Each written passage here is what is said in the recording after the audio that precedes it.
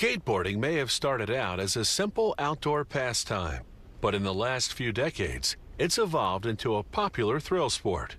Professional skateboarders are known for performing spectacular aerial maneuvers, achieving speeds and heights the early skateboarders could never have imagined.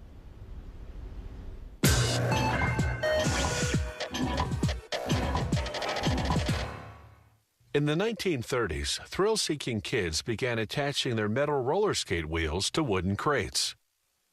Little did they know this would one day spawn a worldwide phenomenon. The boxes evolved to boards in 1958, when some California surfers invented sidewalk surfing, something to do when bad weather prevented them from riding the waves. They attached roller skate wheels to wooden planks, then coasted through the streets. Pretty soon, the fad caught on in cities throughout the United States.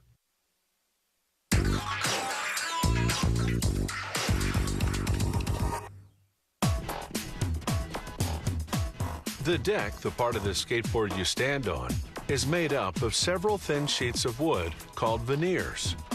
Inexpensive boards use fewer sheets and lesser quality woods. These high-end boards use a full 7 sheets of top-quality maple. Only the top and bottom veneer sheets will actually show, so their exposed side is sanded smooth, and the other side gets a coat of glue.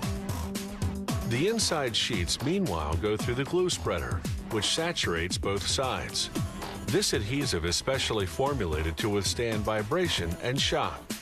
Workers stack 35 sheets of veneer, the equivalent of 5 skateboard decks, and place them in a mold.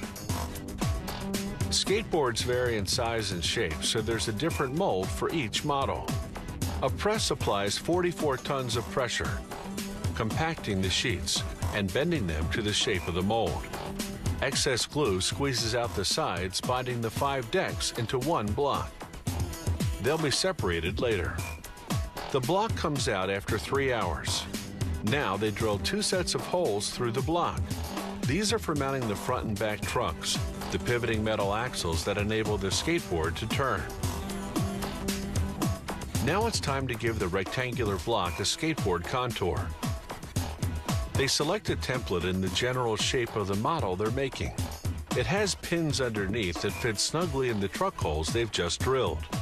This holds the template still while they do what's called the rough cut, sawing around the template, leaving a 1-inch margin. Cutting off the excess separates the 5 decks. Now they contour each deck individually. Using a precise template, they run the deck against the cutting blade until they have the final shape. Now, using a router, they round off the top and bottom edges.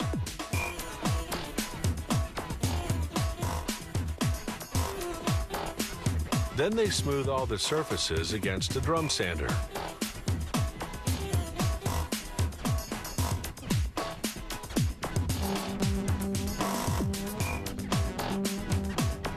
Now they switch to a buffer, which uses a combination of brushes and fine grit sandpaper to remove any rough wood fibers. The deck is now perfectly smooth. The next stop is the finishing room, where they first spray the decks with a colorless primer. This seals the pores in the wood veneer, so they won't absorb the coat of lacquer that comes next. The primer takes 2 hours to dry.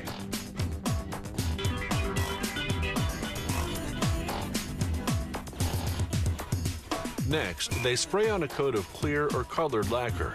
It leaves a protective high-gloss finish.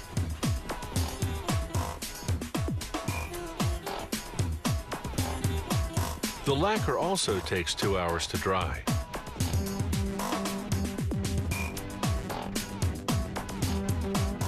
The final step of the finishing process is applying the decoration. The bold graphic designs are printed on plastic sheets. The skateboard factory either buys them ready-made or produces them in-house using its own silkscreen printing equipment. Workers center the design sheet, then feed the deck through a machine that applies heat and slight pressure simultaneously. The heat, 390 degrees Fahrenheit, induces a chemical reaction that melts the ink and lacquer. When the plastic comes off, the deck is finished. Decks of this caliber are sold unassembled in specialty stores. They're designed for serious riders who want to customize their skateboards. They pick and choose from different types of trucks, wheels, bearings, even the bolts that hold everything together. All these factors determine how fast or how fancy their skateboard will move and maneuver. If you have any comments about the show, or if you'd like to suggest topics for future shows,